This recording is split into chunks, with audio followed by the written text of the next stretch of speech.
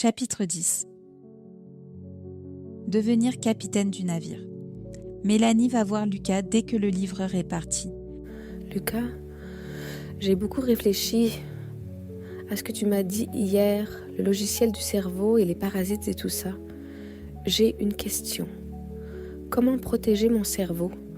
Est-ce qu'il y a un antivirus que je peux installer, comme celui sur mon ordinateur, quoi ? Excellente question, Mélanie. Notre cerveau, c'est un algorithme très sophistiqué, mais qui a besoin d'être paramétré pour fonctionner de manière adéquate. Quand ce paramétrage n'est pas fait, la machine s'emballe, fonctionne n'importe comment.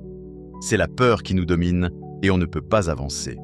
Il faut donc paramétrer le cerveau, changer les paramètres. Tu comprends ?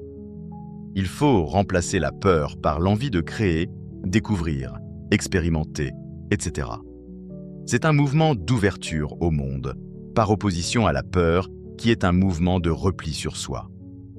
On ne peut pas installer un antivirus pour la peur, un logiciel anti-peur quoi ? À vrai dire, je préfère le terme paramétrage ou équilibre. Encore une fois, je vais m'inspirer de la nature. Est-ce que tu connais la flore intestinale ?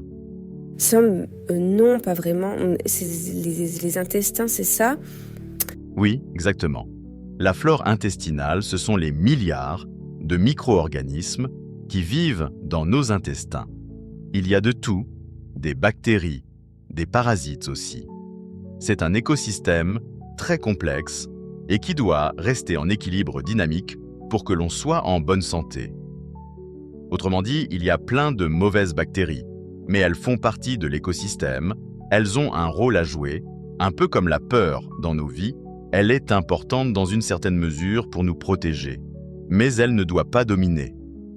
Tu peux imaginer les pensées négatives comme des parasites ou des mauvaises bactéries faisant partie de ta flore intestinale.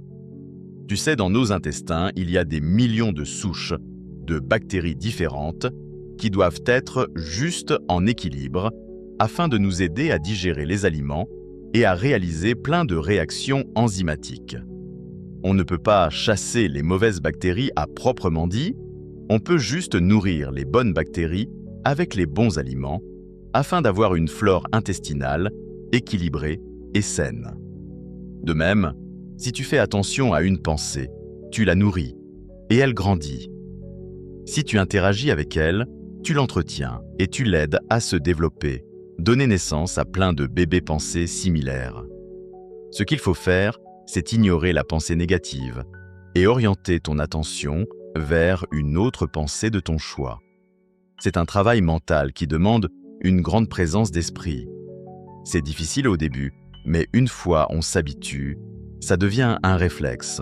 On devient un bon capitaine de navire et là, tu deviens vraiment maître de ton cerveau. C'est toi le maître Lucas. Tu es un maître.